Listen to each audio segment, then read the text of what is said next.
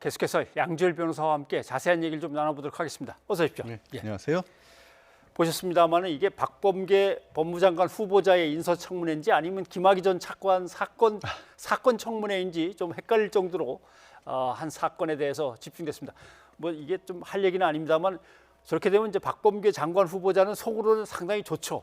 왜냐하면 지적받을 게 많은데 예. 자질과 능력에서 막 검증받을 게 많은데 뭐 엉뚱한 사건 가지고 계속 뭐 옥신각신하다 끝나면은 뭐 세월만 가면 어떻게 보면 또 되는 그런 문제이기 때문에 오히려 지금 박범계 후보자가 편해진 상황이 되겠습니다. 그나저나 여야가 참 공방이 뜨겁네요. 예, 그렇습니다.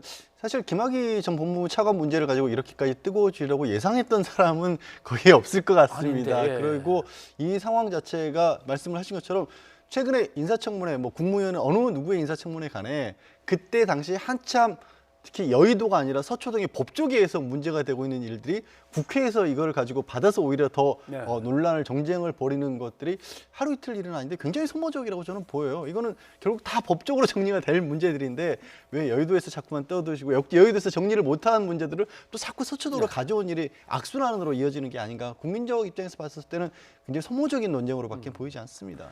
그래서 정치의 사법화, 사법의 정치화 이 얘기가 이제 계속 나오는 것 같습니다. 그나저나 박범계 후보자는 김학의 출국 금지 사건과 얽힌 이 의혹에 대해서 수사를 해야 되는데 지금 검찰이 일단 하고 있지만 이걸 공수처로 갖고 와야 되겠다는 얘기를 후보자가 했단 말입니다. 이제 정확하게는 김용민 더불어민주당 의원의 예. 질의에 대해서 공수처로 옮겨오는 게 맞다라는 그런 말씀을 하신 거고요.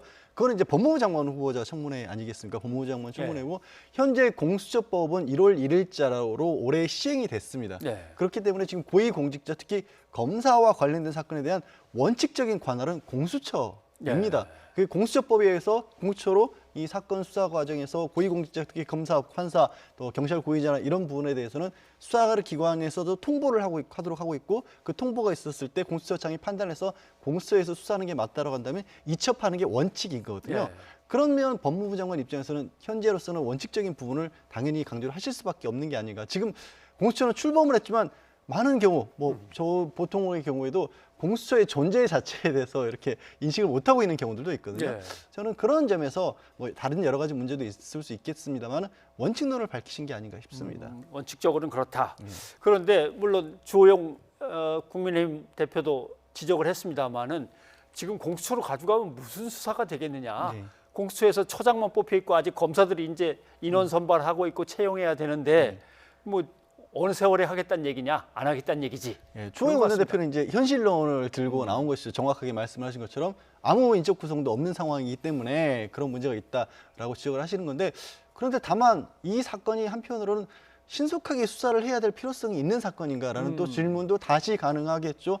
이미 2년 전에 있었던 일이고 그리고 이 사건을 빨리 해결하지 않으면 예를 들어서 무슨 공직선거법처럼 예. 시간을 정해놓고 그 기간 내에 빨리 마무리해야 되는 그런 사건으로 볼 수는 또 없는 거고요.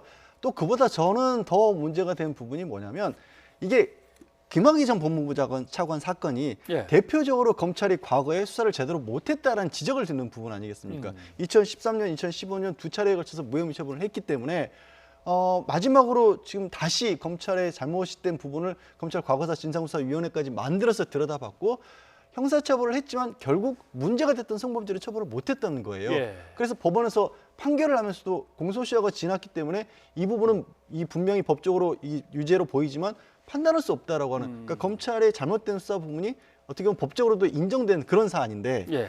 그 사안을 다시 조사하는 과정에서 또 검사의 잘못을 또 이걸 또 검찰이 또 수사를 한다. 그러니까 검찰의 과거에 문제가 있던 부분을 다시 검찰이 수사를 한 부분을 또 그 부분에 또 문제가 있으니까 또 검찰이 수사한다.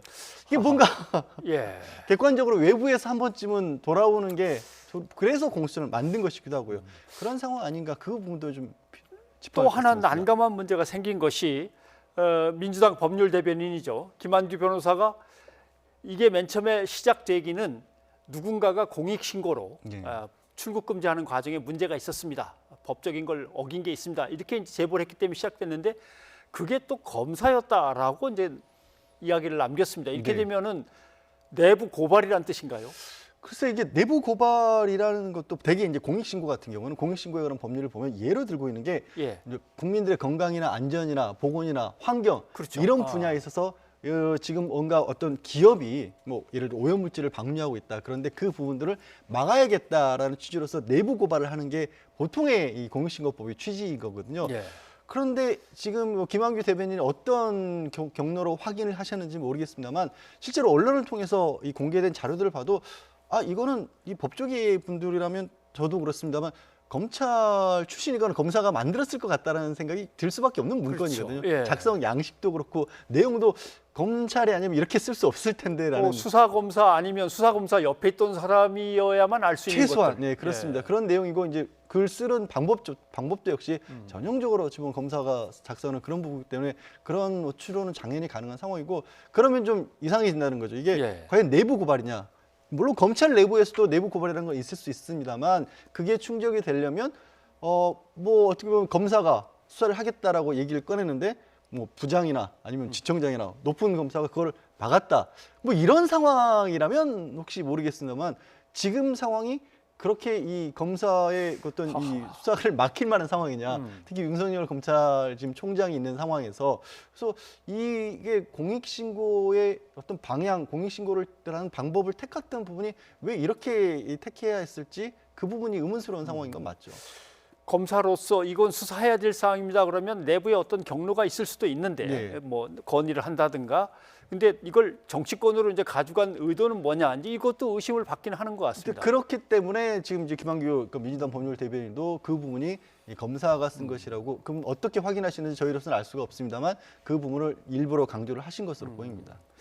만약에 어떤 다른 의도가 있어서 정치권에 멀리 흘려준 거다 이렇게 되면 또 수사 기밀의 유출 뭐 이런 문제가 있어서 법무부가 이걸 또 따지고 드는 것 같은데 그 내용을 한번 잠깐 네. 들어보시죠.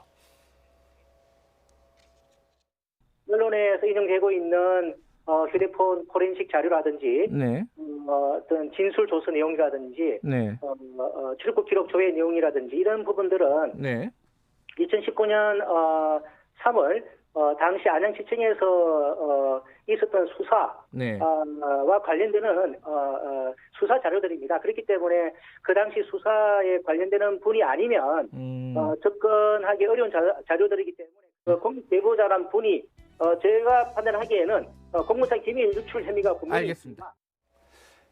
법무부 입장은 수사 관계자가 수사 기밀을 그것도 어떤 그것을 제시할 만한 어떤 기관에 한 게 아니고 정치권 정당에게 줬으니까 이건 틀림없이 기밀 유출 혐의가 되는 거 아니냐 이렇게 보는 것 같긴 한데요. 그러니까 법무부의 공식적인 입장이라 보도 이제 수사 대상이 되신 저 법무부의 차규곤 외국인 정책본부장이시죠. 그분의 입장으로 보이고요.